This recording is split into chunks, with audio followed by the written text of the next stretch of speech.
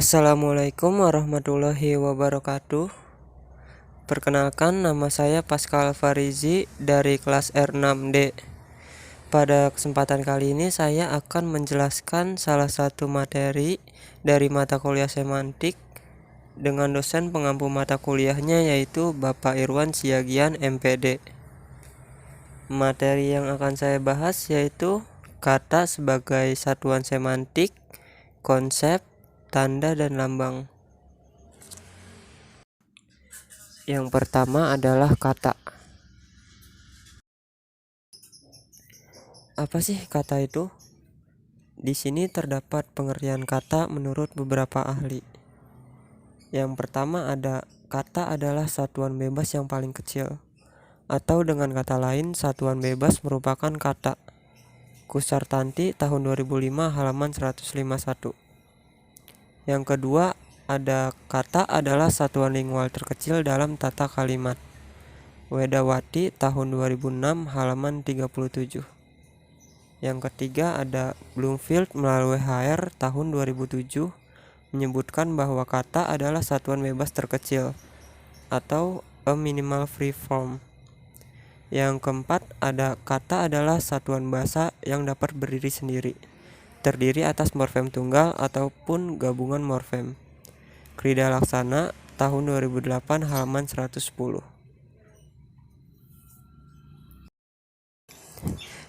Jadi, berdasarkan pendapat para ahli dari slide sebelumnya, dapat disimpulkan bahwa kata merupakan satuan terkecil dalam sebuah kalimat yang bentuknya bebas dan mampu berdiri sendiri dalam suatu ujaran. Kata tidak dapat dipisahkan dari semantik, karena pada dasarnya semantik adalah ilmu yang mempelajari tentang makna, dan setiap kata itu pasti memiliki makna. Kata juga termasuk ke dalam salah satu objek kajian dari studi semantik. Dengan mempelajari semantik, maka kita dapat mengetahui makna dari suatu kata. Menurut Ferdinand de Saussure, yaitu Bapak Linguistik Modern, bentuk-bentuk kebahasaan seperti kata, frasa, klausa, ataupun kalimat memiliki hubungan dengan makna yang dinyatakannya. Hubungan itu dibagi menjadi dua hal. Yang pertama bersifat arbitrer dan yang kedua bersifat konvensional. Apa sih arbitrer itu? Di sini dijelaskan bahwa arbitrer bermakna tidak ada hubungan secara langsung, logis ataupun alamiah. Contohnya seperti air. Kita tidak dapat menjelaskan mengapa air tersebut dilambangkan dengan bunyi air. Mengapa tidak berbunyi ria, rai, ataupun iar? Begitu juga kita tidak dapat menjelaskan hubungan antara air tersebut dengan benda yang dilambangkannya, yaitu barang cair yang biasa dipakai untuk minum, mandi, masak, ataupun sebagainya. Kemudian yang kedua ada konvensional. Konvensional di sini diartikan sebagai hasil kesepakatan bersama masyarakat yang tinggal di daerah tersebut. Contohnya itu seperti air. Masyarakat di daerah itu harus mematuhi kesepakatan mengapa benda cair tersebut disebut air. Kalau tidak dipatuhi dan menggantikannya dengan lambang lain seperti iar ataupun ria, maka komunikasi akan terhambat. Dalam memahami makna kata, kata itu harus sudah ada dalam konteks kalimatnya dan sesuai konteks situasinya. Contoh, adik jatuh dari sepeda. Kata jatuh di sini bermakna sebenarnya, yaitu terjatuh ke bawah ataupun tersungkur. Kemudian ada nilai ujian dia jatuh dibandingkan dengan tahun lalu. Kata jatuh di sini bermakna sebagai nilai dia itu turun dibandingkan dari tahun yang lalu. Kemudian yang ketiga ada dia jatuh cinta pada orang itu. Kata jatuh di sini itu bermakna bukan jatuh tersungkur ke tanah, melainkan menaruh perasaan kepada orang lain. Yang kedua adalah konsep. Apa sih konsep itu? Di sini terdapat dua pengertian konsep menurut beberapa ahli. Yang pertama ada menurut Bahri.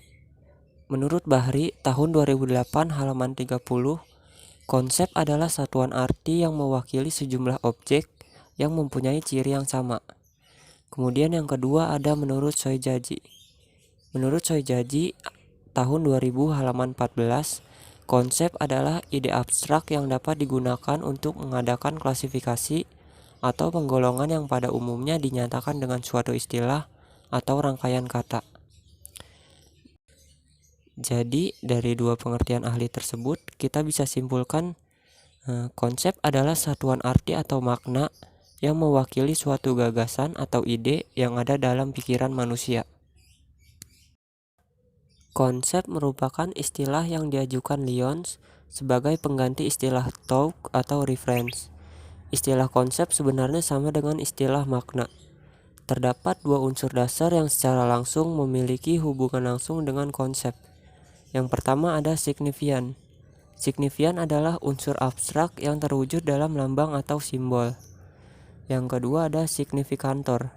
Signifikantor yaitu proses berpikir untuk mengadakan penjulukan ataupun konseptualisasi berdasarkan makna dalam lambang atau simbol. Di sini terdapat gambar segitiga semantik. A mewakili bentuk, B mewakili konsep, dan C mewakili referen atau acuan. Di sini garis A dan B dihubungkan secara langsung karena mereka sama-sama berada dalam bahasa. Garis B dan C juga dihubungkan secara langsung karena C merupakan acuan dari garis B, yaitu konsep. Sedangkan garis A dan C digambarkan sebagai garis putus-putus karena mereka tidak berhubungan secara langsung. Yang garis A itu merupakan masalah bahasa, sedangkan garis C itu merupakan masalah luar bahasa, dan biasanya hubungannya dengan bersifat arbitrer. Yang ketiga ada tanda. Apa sih tanda itu? Tanda adalah sesuatu yang dapat menandai atau mewakili ide, pikiran, perasaan, benda, dan tindakan secara langsung dan alamiah. Tanda dapat digolongkan berdasarkan penyebab timbulnya. Yang pertama ada tanda yang ditimbulkan oleh alam, diketahui oleh manusia karena pengalamannya.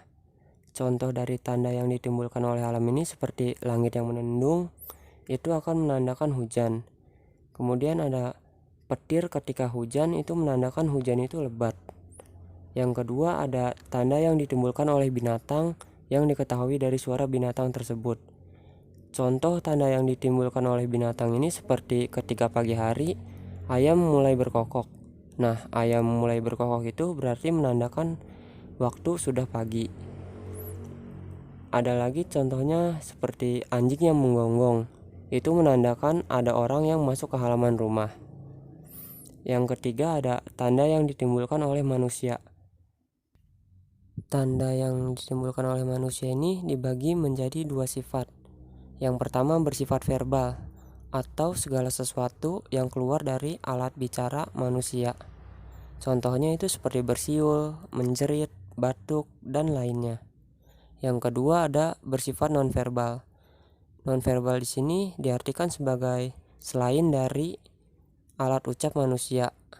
Biasanya itu berbentuk gestur seperti mengangguk, menggelengkan kepala, mengedipkan mata, menunjuk, dan lainnya.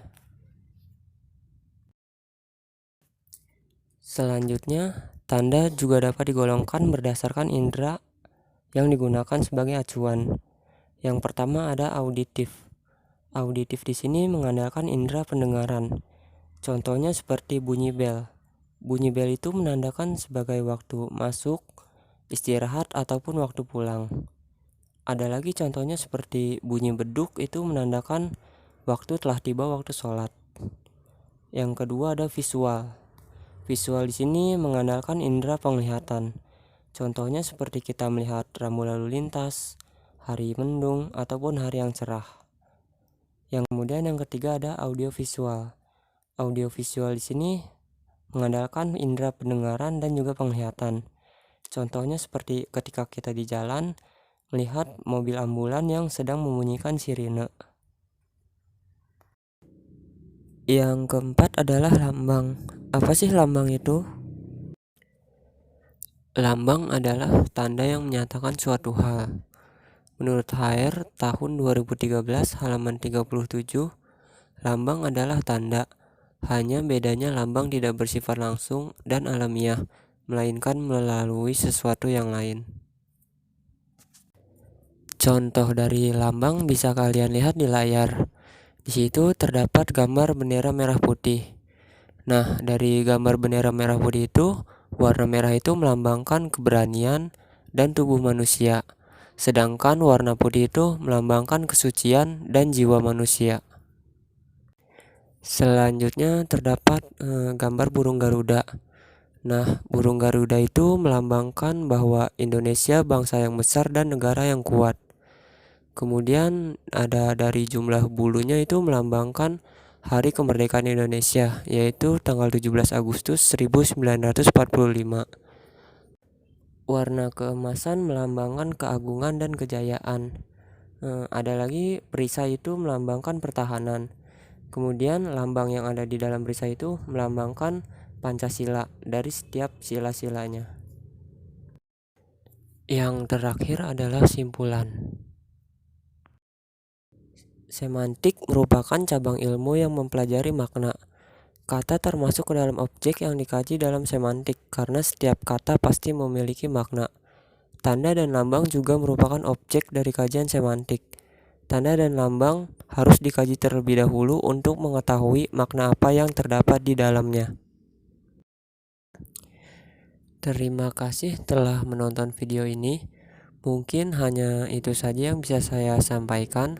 Kurang lebihnya mohon dimaafkan. Wabillahi taufiq wal hidayah. Wassalamualaikum warahmatullahi wabarakatuh.